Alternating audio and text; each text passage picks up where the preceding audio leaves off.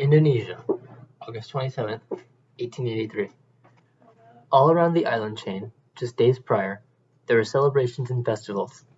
The night sky was lit up and vibrant, and the locals thought it was something worth celebrating. They did not know it was due to volcanic gas that was currently being emitted from Mount Krakatoa. Of course, they would soon find out just why the night sky was filled with such vibrant colors. Because just days later, the relatively small island of Mount Krakatoa erupted with a fury unlike any ever seen before. In an instant, Krakatoa released a force equivalent to 200 megatons or 200 million tons of TNT. For reference, that is over 13,000 times as powerful as the device dropped on Hiroshima at the end of World War II. In fact, Krakatoa was so powerful that the sound wave it created was pushing the limits of what we know as sound. It circled the world 5 times, it destroyed walls 160 kilometers away, and it burst the eardrums of British sailors as far away as 70 kilometers from the disaster.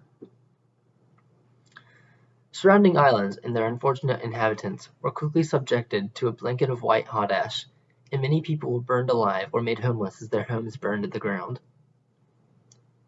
As if that alone wasn't enough, the eruption destabilized the island to the point where it disappeared into the ocean, as if it were Atlantis.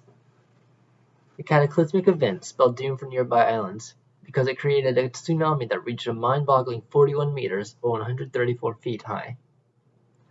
This induced absolute terror into the survivors, and thousands fled for the safety of the high ground. Some islands were simply wiped off the map by this wall of water. It was a wave of destruction that could not be stopped. It wiped out 165 villages, and even ships anchored a mile inland, like the Baru, had little chance against it. Every hand was lost aboard that ship. Likewise, a similar fate would have befallen the steamship London had it been unable to turn its bow to face the wave.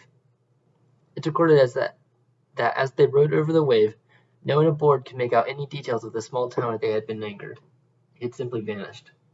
This wave killed 36,000 people. The ejecta from the volcano was hurled 15 miles into the skyline. It blocked out all light in the vicinity and just days later had reached South Africa. In under 2 weeks, a combination of sulfur dioxide and other volcanic gases had fully immersed themselves into the atmosphere. They circled the globe. And in possibly the only good thing to come of this, they made for astounding sunsets for years to come. One needs only look at Edvard Munch's The Scream, because it was apparently based on the sunset this event caused, just to get an idea of their beauty. This volcano was truly an event to behold, and it captured the world's imagination and horror. This was due in part to the widespread use of the telegraph. Within just 24 hours of the eruption, almost the whole world knew about it, and they were all terrified of it. This is in stark contrast to the eruption of Mount Tambora, which happened just over 60 years before. It was a defining moment for the world, and it lingered in the collective subconscious for years.